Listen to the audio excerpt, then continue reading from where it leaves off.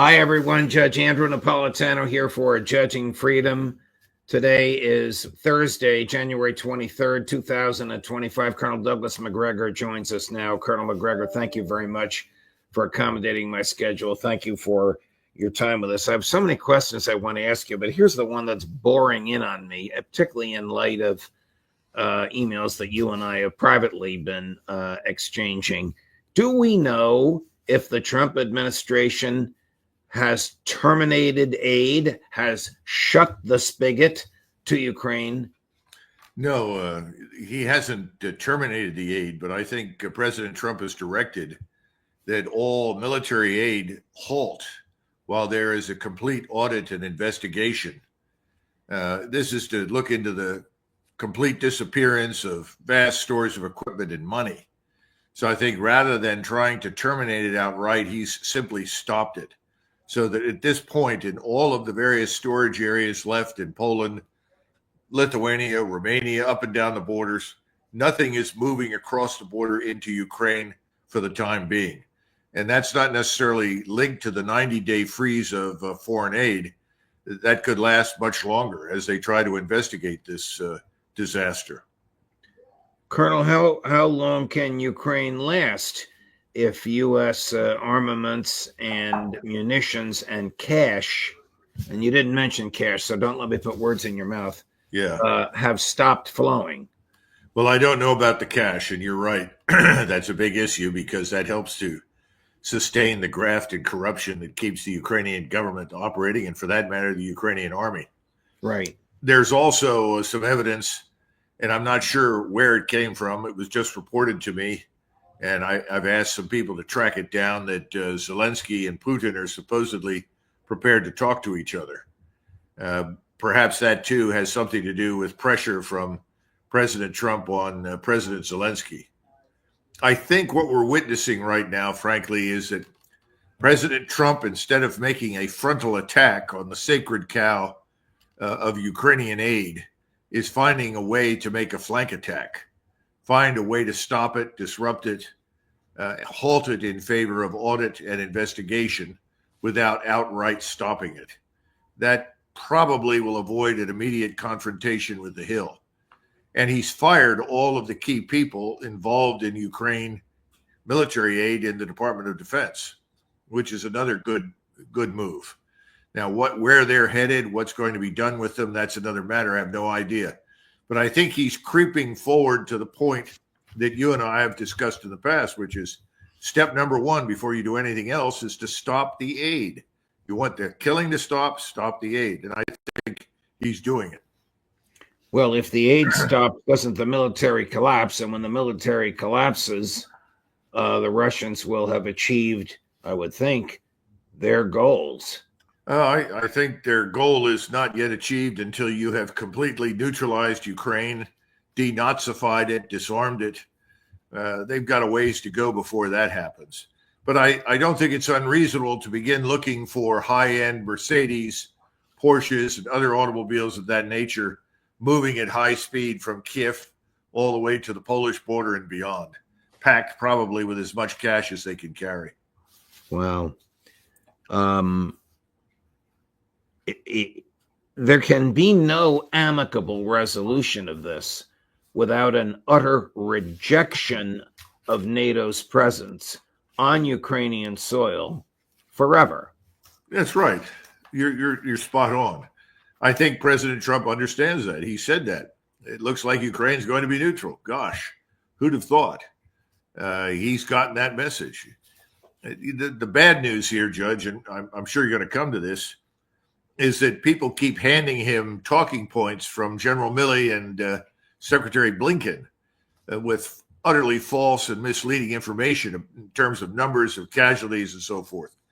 Someone is feeding him a lot of nonsense about Russia as this stricken state that needs help, is economically wounded, whose military can't fight. It's all crap. He needs to start demanding the truth. That's why it's more important than ever to get somebody like Tulsi Gabbard into that DNI, because Tulsi, if nothing else, will demand the truth. I don't know what Ratcliffe will do, but I know that Tulsi absolutely will demand the truth. President Trump made the statement that the Russians have lost 1 million troops. I'm sure you're going to say that's absurd, and I have no idea where he got it from. And then he insulted President Putin, saying Putin's ruining Russia, also contrary to the truth.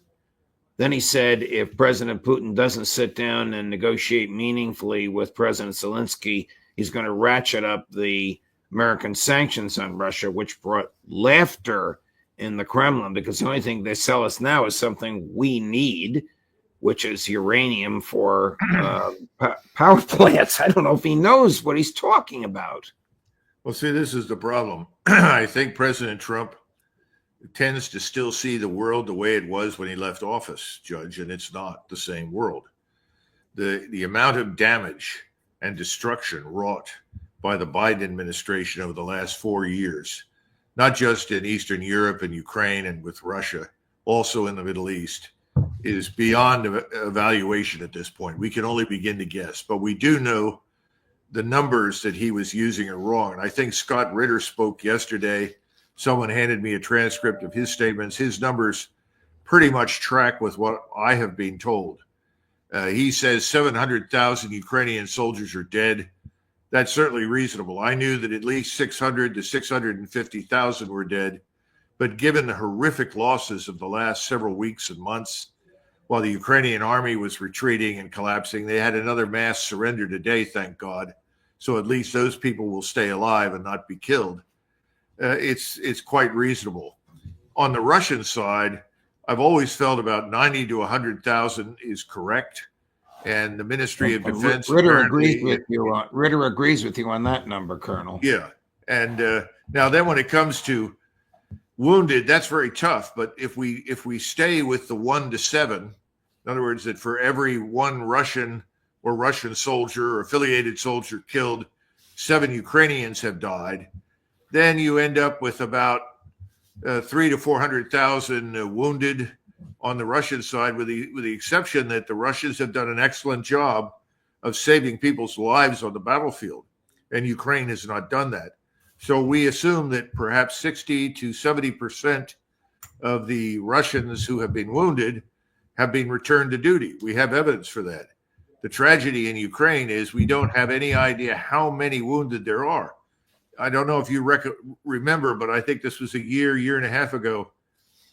I had received a phone call from someone standing in a hospital in Ukraine, and my friend who was in Europe, in other words, Eastern Europe, but not in Ukraine, put his phone up against it so that I could hear what he was saying. And he told me that the hospital was full of severely wounded and dead people lying in the hallways and everything else. And then told me that in order to be evacuated, increasingly, you had to pay the ambulance driver to take you to a hospital. Yeah, I do remember you telling me that. I think this tragedy is now coming to fore. What President Trump must demand, he must demand the truth.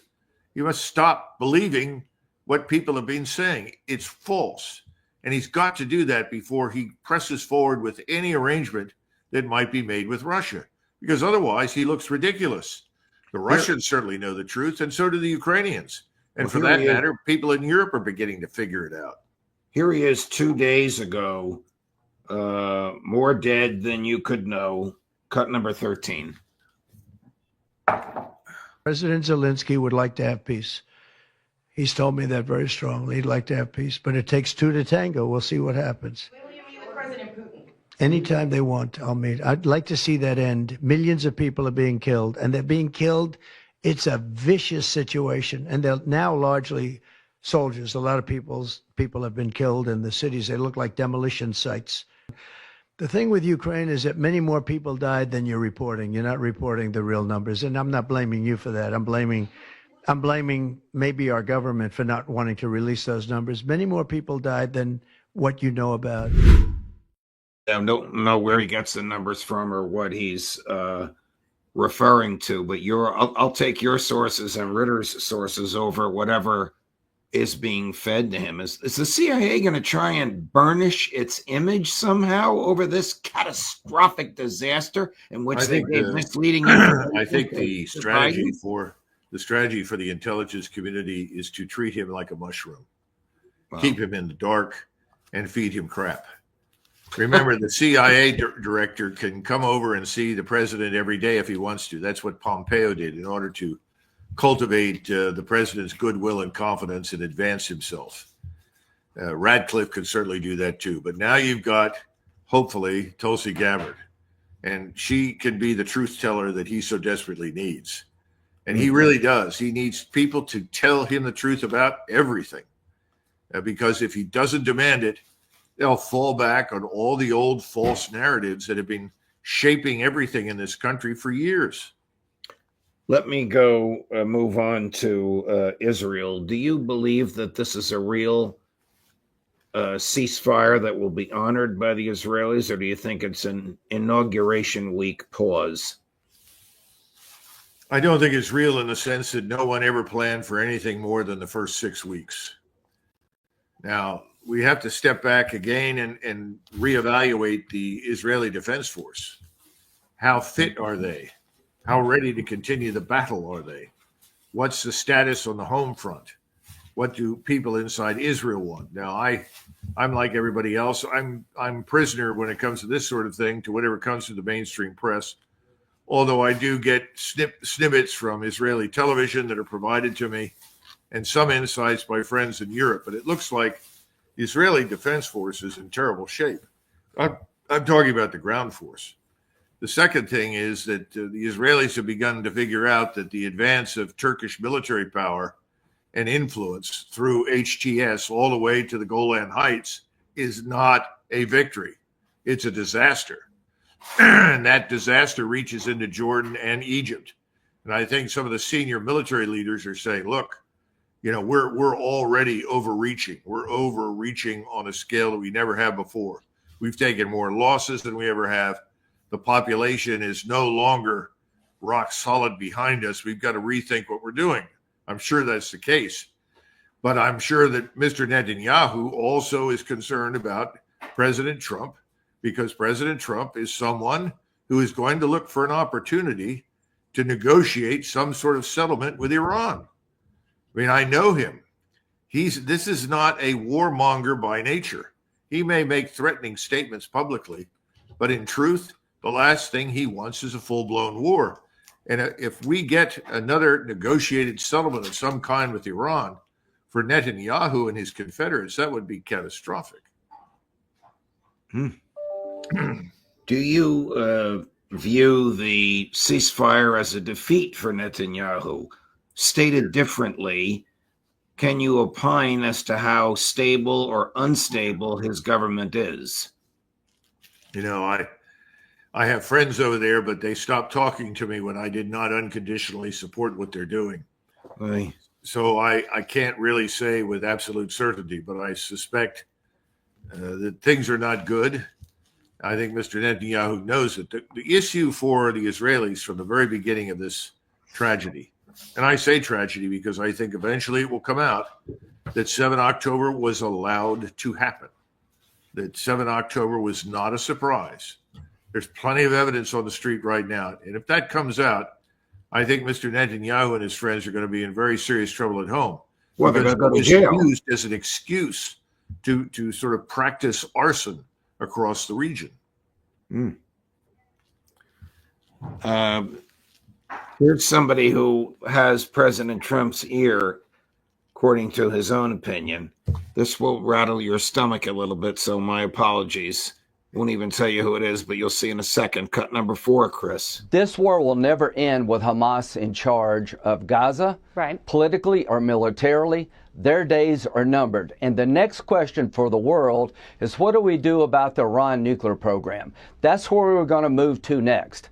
There's diplomacy. There's a 1 in a trillion chance you'll degrade the Iranian nuclear program through diplomacy, there's a 90% chance you'll degrade it through military action by Israel, supported by the United States. So the next topic I will be engaging in with President Trump is to take this moment in time to decimate the Iran nuclear program because they're so exposed. What does that mean? Help Israel deliver a knockout blow.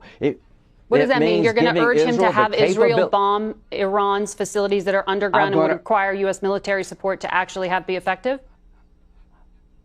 I'm going to urge the decimation of the Iranian nuclear program. I don't think diplomacy works. This is a religious Nazi regime. They want to destroy the Jewish state. They want to purify Islam and drive us out of the Mideast. It would be like negotiating with Hitler. I am hoping there will be an effort by Israel to decimate the Iran nuclear program supported by the United States. And if we don't do that, it will be a historical mistake. Hope he tells Senator Graham to go take a hike. Well, it looks like the news anchor knocked him off his talking points, don't you think?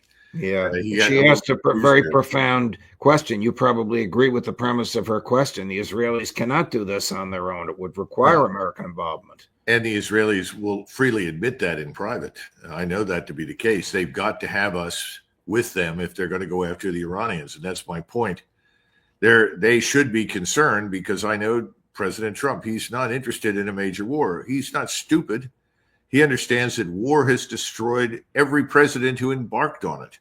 It ultimately would have caught up with FDR as well, but he died and martyred himself in March of 45. Imagine if the truth of the Pearl Harbor report had come out and he was still alive, as well as the truth of what happened in Europe. But those things were glossed over. Right. It's always a disaster to go to war in this country. We are not a state that is by its very nature martial and ready to fight at the drop of a hat. But Judge, I think the more important thing here is that we're not going to have peace in this country until Mr. Leslie Graham and people like him sitting in the Senate and the House who have enriched themselves as a result of all this nonsense are removed from office. Colonel, not too long ago, you warned of an impending World War III. This is before the election of Donald Trump. Actually, it was before we even thought that Trump could win in our private conversations. Do you still feel that way? We're not out of the woods by any stretch of the imagination. As long as you have these senior officers, remember there are 44 of them. I submitted a plan that went, thanks to RFK Jr., into the hands of J.D. Vance and others that cuts that back to 11 and changes the structure because it adopts a different strategy. I think if someone takes that and sits down with the president, he would like it very much because the whole strategy is about avoiding war. We've been in a business now, as you know, for 30 years of finding conflict, exploiting it, and expanding it. So he wants to get out of that. I know he does. So I hope somebody pays attention to that. But unless you get rid of these people, this is not personal. This is professional. You know, you simply tell everybody, thank you very much. Your services are no longer required. And you send them off into retirement. Let me tell you, the packages for these 4 stars and 3 stars is not poverty. I mean, these people are walking out with enormous sums of money and the promise of 100% of their salary for the rest of their lives.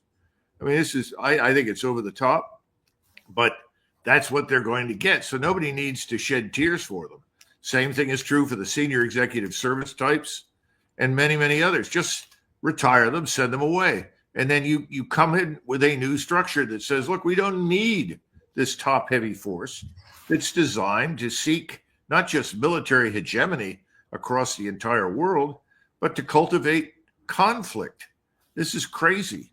You have all these 4 stars and these regional unified commands that are, in the words of someone, I think it was General Zinni, maybe somebody else, who called them mini Caesars, who see themselves as governing these vast regional commands and controlling everything that's there.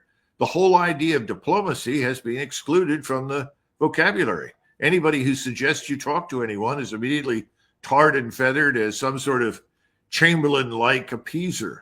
Well, is the problem really too many 4 stars, or is the problem that Trump might listen to people like Lindsey Graham and Tom Cotton who always want to start wars. Well, I don't know. That's something that I can't evaluate. I would hope not.